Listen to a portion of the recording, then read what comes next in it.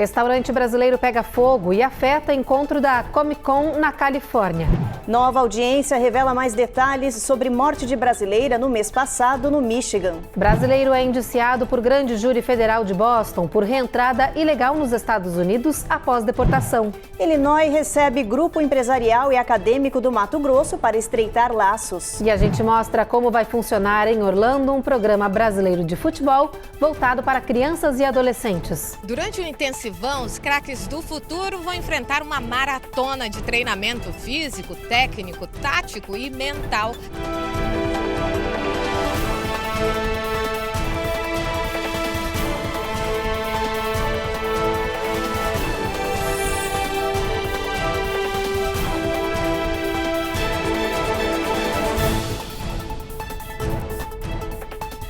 Olá, boa noite. Muito boa noite. Um restaurante brasileiro pegou fogo em San Diego, na Califórnia, e provocou uma tremenda confusão. Os bombeiros foram acionados, fecharam a Broadway e as ruas próximas, esvaziando 2 prédios. Os turistas foram os mais afetados. A cidade estava lotada de pessoas para assistir a Comic Con, a convenção de histórias em quadrinhos e cultura pop e geek. O fogo foi na cozinha do rodízio Rei do Gado. As chamas se espalharam rápido e os bombeiros esvaziaram os 3 andares acima do restaurante e um prédio vizinho, onde estavam hospedados visitantes do Comic Con.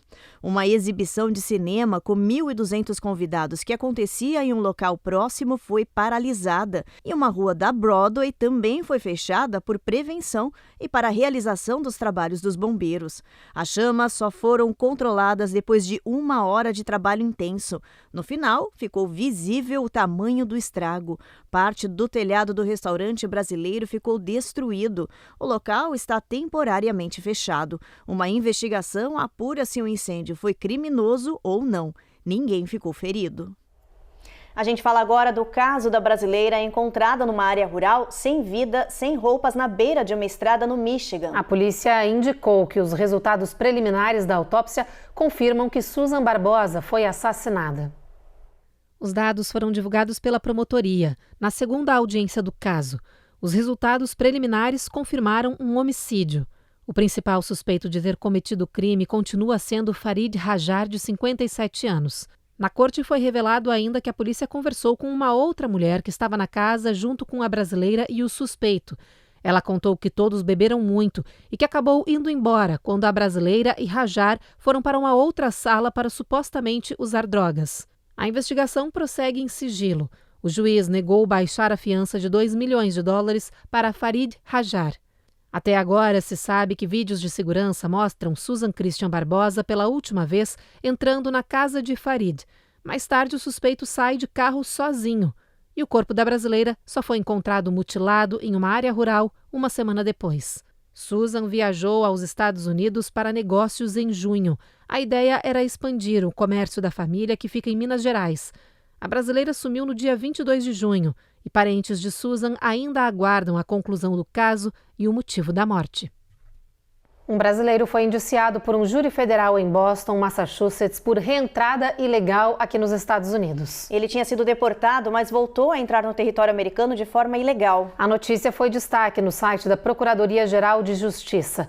O brasileiro, identificado como José Antônio Moreira Martins de Souza, de 39 anos, não teve a foto publicada. De acordo com os documentos de acusação, de Souza foi deportado dos Estados Unidos em novembro de 2012, mas voltou a entrar no território americano pouco tempo depois. Ele foi descoberto e preso em maio de 2023. A acusação de reentrada ilegal de um estrangeiro deportado prevê sentença de até 20 anos de prisão, seguido de liberdade supervisionada e multa de $250 mil. Um avião com imigrantes brasileiros deportados chegou no final de semana ao Aeroporto Internacional de Confins, em Belo Horizonte. 2 foragidos da Justiça Brasileira estavam nesse voo. Eles desembarcaram e foram entregues aos oficiais. Segundo a Polícia Federal, um dos foragidos era procurado desde 2014 por roubo no interior de São Paulo. O outro é acusado de tentativa de homicídio em Curitiba, no Paraná, em 2023. Os 2 já foram levados à Justiça Brasileira. Bom, agora a gente tem um rápido intervalo, né, Ruth? E na volta tem mais notícias para vocês. A gente fala, por exemplo, das novidades na saúde, com exames promissores para detectar o Alzheimer e o câncer com poucas gotas de sangue. E a 100 dias das eleições, a gente mostra qual o foco das campanhas de Trump e Harris nessa reta final.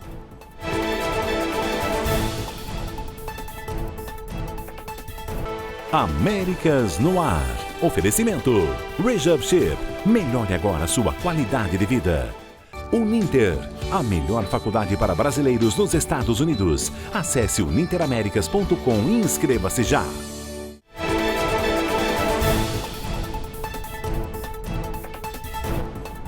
A FDA, a agência que regulamenta remédios e alimentos aqui nos Estados Unidos, aprovou 2 novos testes de sangue que prometem ajudar no combate de 2 doenças graves. O câncer de intestino e o Alzheimer são testes feitos através de sangue e que têm eficácia de até 90%. A Cone Rocha tem mais informações. Os 2 exames são de sangue, basta tirar uma amostra para descobrir de forma precoce doenças graves. O primeiro é chamado de SHIELD e serve para descobrir câncer de colo retal. A aprovação da FDA torna esse exame, que antes era apenas particular, mais acessível para a população. E há chances que ele possa ser coberto pelo Medicaid, o sistema de saúde do governo. Os médicos esperam que a notícia possa levar mais pessoas a serem examinadas por câncer de intestino e, com isso, reduzir a alta incidência de casos da doença nos Estados Unidos. Só este ano já são 106 mil pessoas. Esse teste vai servir como uma triagem. Em caso de positivo, a pessoa será submetida a uma colonoscopia para confirmar o diagnóstico. O segundo teste de sangue é para detectar Alzheimer. O exame consegue descobrir os casos iniciais de demência. Essa nova técnica mede uma proteína chamada TAU217, que é o indicador da doença no paciente. Quase 7 milhões de pessoas nos Estados Unidos e mais 32 milhões de pessoas no mundo inteiro sofrem de Alzheimer. Os 2 testes de sangue já foram considerados um avanço da medicina. Estudos apontaram que a eficácia dos exames é de até 90% em casos de Alzheimer e 88% em casos de câncer de intestino. Eles são muito promissores, inclusive porque a gente está vivendo um outro momento, que é o momento da chegada das drogas anti-amiloides, que são as medicações nos últimos anos mais efetivas, ou as melhores medicações, ou as medicações que agem na fisiopatologia da doença no mercado. E para você indicar uma medicação dessa para um paciente, você precisa ter um diagnóstico biológico da patologia da doença de Alzheimer. Hoje, o diagnóstico biológico da patologia da doença de Alzheimer, ele deve ser ou através de líquido cefalorraquidiano ou através de neuroimagem de PET amiloide. O futuro, em um futuro breve, vai ser provavelmente a gente ter o teste sanguíneo para a identificação dessa patologia e, a partir daí, esse paciente poder ser elegível para uma terapia anti-amiloide, por uma terapia específica para a doença de Alzheimer. Agora, uma imagem perturbadora. Um vídeo de segurança flagrou o momento em que uma assistente de saúde domiciliar perde o controle. Ela ataca uma idosa de 95 anos diversas vezes. Num dos momentos, ela aparece batendo com uma panela, outros jogando objetos na quase centenária. Mas o momento mais gritante é este aqui, quando a mulher começa a dar tantos tapas na idosa que Dorothy acaba escorregando do andador e caindo no chão. O ataque brutal acontecia no dia 21 de julho. A neta viu toda a cena do abuso no celular e dirigiu o carro até lá para socorrer a avó. A mulher foi denunciada para a polícia e para o sistema de saúde caseiro. Os 2 lugares abriram uma investigação. Outra cuidadora foi contratada para tomar conta de Dorothy que ela ainda sente dores no corpo e não consegue levantar o braço que ela usou para se proteger. Donald Trump e Kamala Harris entraram na reta final das suas campanhas. É que o dia de hoje marca os últimos 100 dias antes das eleições, que promete ser acirrada. E por isso, ambos os candidatos estão com foco total nos swing states, aqueles que se alternam entre democratas e republicanos de eleição em eleição. Serão 100 dias decisivos para o futuro do país. We have a new candidate to defeat the most incompetent, unpopular and far-left vice president in American history. Let us be clear-eyed. We have a fight ahead of us. E faltando tão pouco para o dia da eleição, o clima ainda é de instabilidade com a recente desistência de Joe Biden. Mas 7 dias após a mudança no cenário político, os democratas mostram que estão mais fortes. Analistas indicam que Kamala Harris uniu e energizou o partido e o eleitor. Em uma semana, sua campanha já arrecadou mais de 200 milhões de dólares, um recorde. Mas mesmo assim, pesquisas apontam que a batalha entre ela e o republicano Donald Trump segue apertada. E nesta semana que começa, ambos estão com foco total nos estados mais críticos que podem decidir a vitória do novo presidente do país. Neste ano de 2024, 6 estados são considerados pêndulos, ou seja, têm potencial de correr tanto para o lado democrata quanto para o republicano. São eles Arizona, Geórgia, Michigan, Nevada, Pensilvânia e Wisconsin. E de olho nessas regiões, Trump e seu vice, J.D. Vance, estão aumentando os ataques contra Harris. She's a radical left lunatic. She has no clue. She's evil. Maybe the worst and most dishonest thing that Kamala Harris has done, she helped cover up Joe Biden's declining mental capacity for years. Enquanto isso, cresce a expectativa de quem será a vice de Kamala Harris, que deve ser anunciado em breve. Entre os mais cotados está o secretário de Transportes Pete Buttigieg, um crítico ferrenho de Donald Trump. He broke his promise for that kind of economic growth. He broke his promise to pass an infrastructure bill, right? He said he would do that. He failed to do it. Outras possibilidades são o governador da Carolina do Norte, Roy Cooper, o senador do Arizona, Mark Kelly, e o governador do Kentucky, Andy Beshear. Kamala Harris, que é a vice-presidente e que tem aí um novo fôlego para enfrentar o grande desafio de vencer as eleições contra um Trump que vem fortalecido sem o ônus da pandemia, que o derrubou nas eleições de 2020 contra o Joe Biden, e com o bônus de ser oposição no atual governo e poder criticar aí um governo que é bastante impopular. Os democratas, por sua vez, conseguem respirar e ainda veem uma chance de vitória, principalmente nos estados pendulares aí, que são aqueles estados que por hora republicanos vencem e por hora democratas vencem. Lembrando que as eleições americanas são indiretas e esses estados são chave aí para a composição final. Então, a campanha de Kamala Harris deve ganhar um novo fôlego com novas doações, mas os desafios seguem grandes, ainda porque Donald Trump segue favorito nas pesquisas com uma margem aí de 2 a 4% de vantagem. 100 dias muito movimentados que a gente espera aí que os mercados e o mundo como um todo acompanhem de perto e bastante divisão nos Estados Unidos, principal economia do mundo.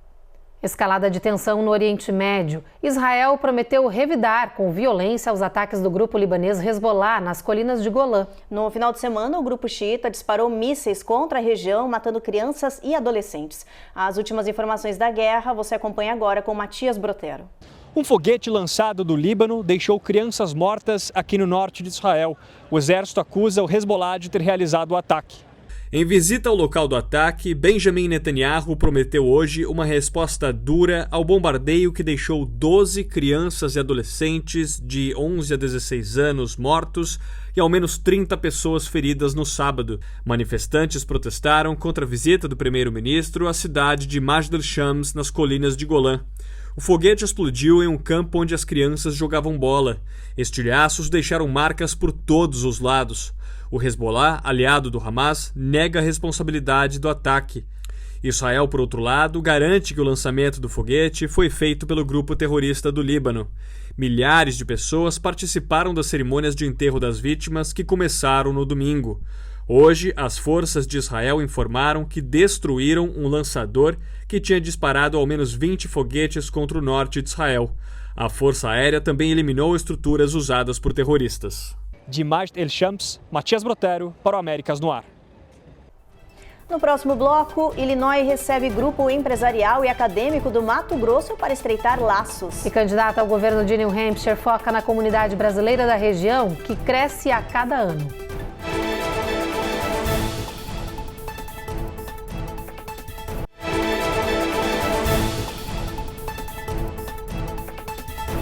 A cidade de Peoria, no Illinois, recebeu uma delegação empresarial e acadêmica do Mato Grosso. O objetivo foi trocar experiências entre líderes empresariais, industriais, agrícolas, estudantes e também empreendedores.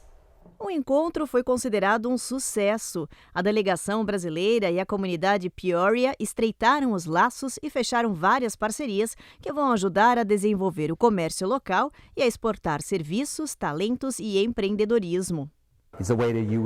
É uma maneira de encontrar novos clientes, novos parceiros, novos ajudantes e crescer. Um networking onde todos saem ganhando, disse o brasileiro Alex Chequim, dono de uma empresa local.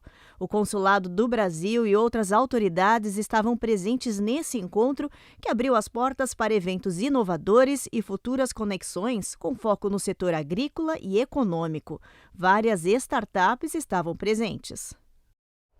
Em Nashua, New Hampshire, a comunidade brasileira recebeu a visita da candidata democrata ao governo do estado. Joyce Craig passou por diversos pequenos negócios da nossa comunidade, tirou fotos também com os proprietários. A candidata visitou o Sabor Brasil, Sky Market, First Choice Tires, conversou com diversos brasileiros sobre educação, moradia, estabilidade econômica e também imigração. Joyce anotou as necessidades da nossa comunidade e prometeu agir se for eleita governadora. Ela tem um forte histórico de serviço público que é reconhecido pelos imigrantes. Joyce Craig foi prefeita em 2017, criou empregos, expandiu a habitação, implantou melhorias na educação e muito mais. Ela é apontada como uma candidata forte para disputar o governo do estado de New Hampshire. E um programa brasileiro de treinamento de futebol para crianças e jovens até 17 anos vai começar aqui nos Estados Unidos. Os jovens vão treinar em Orlando e vão ser observados de perto por caça-talentos. A repórter Carla Marinho explica para a gente como será esse programa. Dentro de campo, jovens que vão ter que suar a camisa, colocando em prática as técnicas que vão aprender durante o primeiro acampamento de verão nos Estados Unidos.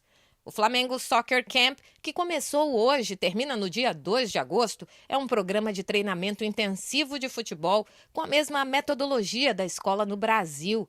Na turma de estreia do camp, 130 crianças e jovens entre 6 e 17 anos marcaram presença. Como nós temos aí um Mundial de Clubes vindo agora em julho e o Flamengo vai participar, a gente imaginou, vamos começar agora a trabalhar um processo mais estruturado. Então, o camp, esse primeiro camp aqui, faz parte dessa ideia. E a gente imagina que a partir daqui a gente vai desenvolvendo mais a marca do Flamengo nesse mercado americano, que é um mercado muito importante, né? É o mercado que mais cresce em termos de futebol. Durante o intensivão, os craques do futuro vão enfrentar uma maratona de treinamento físico, técnico, tático e mental, com foco no desenvolvimento dentro e fora de campo. E aqueles que alcançarem um nível acima da média ainda têm a chance de iniciar na carreira profissional. Com o sucesso do Flamengo Soccer Camp em Orlando, outras cidades americanas entraram na lista para os próximos treinamentos. O trabalho faz parte da estratégia de internacionalização da marca. Em 2019 nós já fizemos um trabalho aqui em Orlando. Em 2024 agora a gente acelerou esse processo, né, depois da pandemia. A gente acelerou o processo, trouxemos o time principal aqui, fizemos 10 dias, 12 dias de pré-temporada, que foi muito interessante, 2 jogos, e a gente sentiu a receptividade do brasileiro, né? E até do torcedor latino e o torcedor americano. A gente teve um recorde de público nos 2 estádios onde a gente participou e vimos que a receptividade é muito grande para a marca Flamengo, né? A estratégia está dando certo. Afinal, um dos maiores times da América Latina, com uma das maiores torcidas do Brasil, já provou que também tem uma legião de fãs por aqui. Depois do intervalo, Califórnia sofre com 24 incêndios florestais e um deles já é o 6º maior da história do estado. E a gente fala sobre os lençóis maranhenses que viralizaram na internet depois de virarem Patrimônio da Humanidade da Unesco.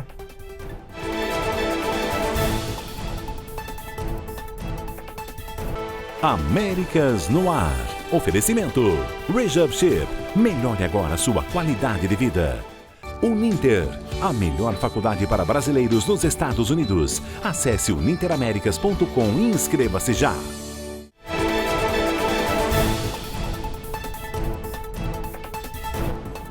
O incêndio florestal Park já é considerado o 6º maior da história do estado da Califórnia. O fogo já consumiu uma área maior do que a cidade de Los Angeles. Segundo o Call Fire, as chamas seguem avançando, ameaçando milhões de moradores e várias regiões. E mais, além desse, a Califórnia lida ainda com outros 24 incêndios florestais. Os detalhes com a Eloá Orazen. Um carro em chamas, jogado em uma ravina há menos de uma semana, deu início ao que agora é um dos maiores incêndios florestais da história da Califórnia. Park Fire, como é chamado este incêndio, já queimou cerca de 370 mil acres de terra, o que equivale à metade da área do estado de Rhode Island. De acordo com as autoridades, o pesadelo está longe de acabar, pois somente 12% do incêndio foi contido. Cerca de 8 mil moradores residentes no norte da Califórnia, nos condados de Butler e Tehama, foram evacuados. Sexto maior incêndio da Califórnia, o Park Fire é uma das 24 emergências ativas atendidas pelos bombeiros no estado. O clima e a vegetação seca são os grandes desafios das autoridades que veem as chamas se espalhar rapidamente. Além das perdas materiais e ambientais, há também a preocupação com a saúde da população local que inala essa fumaça tóxica. As fumaças ocasionadas pelos incêndios florestais carregam uma partícula conhecida como PM2.5, que é 30 vezes menor do que o diâmetro de um fio de cabelo e pode migrar para as áreas profundas dos pulmões e de lá para a corrente sanguínea, causando diversos males, desde inflamação a ataques de asma e morte cardíaca súbita. Os especialistas pedem para que aqueles que estejam em regiões afetadas evitem a prática de exercícios ao ar livre e encorajam a todos o uso de máscaras N95. Tem alerta de tempestade. O Sistema Nacional de Furacões está rastreando uma formação no Oceano Atlântico. Essa perturbação tem 50% de chance de se transformar em tempestade tropical, isso nos próximos 7 dias. Esse mapa mostra uma projeção desse sistema que pode ir para o Golfo do México ou seguir pelo Atlântico. E a Flórida pode entrar na trajetória desse mau tempo. Mas nada ainda foi confirmado pelos especialistas que, por enquanto, estão apenas monitorando essa perturbação no Oceano Atlântico. Eles dizem que só depois que a tempestade tropical se formar é que será possível ter clareza da rota dela. Se esse mau tempo seguir rumo à Flórida, a previsão é que chegue no sábado, dia 3 de agosto, trazendo muita chuva e ventania forte. A gente vai acompanhar essa previsão e manter vocês informados, né, Evelyn? Com certeza. Agora é hora da previsão do tempo. Vamos dar uma olhadinha no nosso mapa, ver como vão ficar as temperaturas para amanhã em boa parte do país. Em Boston, a previsão é de tempestade, assim como nessa faixa de Nova York até Washington. Em Norfolk, continua o mau tempo, com máxima atingindo 87. Atlanta, a mesma coisa, mas mais calor por lá, com máxima de 90. Na Flórida, tempo encoberto, sol aparecendo de vez em quando, com bastante trovoada ao longo do dia. Em New Orleans, o tempo melhora um pouquinho, mas mesmo assim tem pancada de chuva prevista. A gente já tem tempo encoberto em Houston, Brownsville e San Antônio. San Antônio com máxima de 94, mínima de 76. El Paso, o calor começa a aumentar, 103 graus, apesar das nuvens ao longo do dia. Albuquerque já tem pancadas de chuva e trovoadas aí ao longo do dia, com máxima de 97. Phoenix, olha, gente, 109 graus de máxima, bastante calor, nuvens ao longo do dia. Las Vegas, o sol brilhando forte, máxima de 108, brilha forte também em Los Angeles. Já em São Francisco, a gente tem sol entre nuvens, tempo aí meio tímido, mínima de 57 graus, máxima de 69. O Parque Nacional dos Lençóis Maranhenses viralizou na internet. Milhões de pessoas viram vídeos dessa beleza natural de dunas brancas, localizada no nordeste do Brasil, no litoral do Maranhão. O motivo é que a modelo brasileira Gisele Bündchen postou nas redes sociais vídeos dela passeando com a família nessa área que foi declarada Patrimônio Natural da Humanidade pela Unesco. A modelo Gisele Bündchen postou nas redes sociais fotos e vídeos dela com os filhos, aproveitando as belezas naturais dos lençóis maranhenses no Brasil. As imagens das colunas de areias brancas intercaladas com piscinas naturais impressionaram os seguidores da top model e viralizaram na internet. Nas postagens, Gisele diz que o Brasil tem lugares deslumbrantes. Os lençóis maranhenses atingem seu pico turístico em julho, quando o período de chuvas favorece a criação dessas lagoas naturais de diversas cores, formatos e tamanhos. 100 mil turistas visitam essa região por ano. Essa vasta imensidão de dunas, que é considerada a maior da América do Sul, foi declarada Patrimônio Natural da Humanidade no final de semana. A decisão da Unesco foi tomada durante a reunião anual do Comitê do Patrimônio Mundial da ONU, que está acontecendo em Nova Delhi, na Índia. Com a declaração dos lençóis maranhenses, o Brasil tem agora 24 locais na lista de lugares naturais de importância para a humanidade.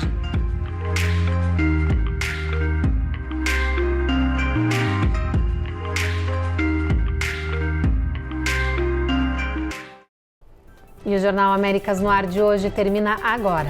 A gente espera vocês novamente amanhã e você fica agora então com o último episódio da Rainha da Pérsia. Boa noite. Boa noite.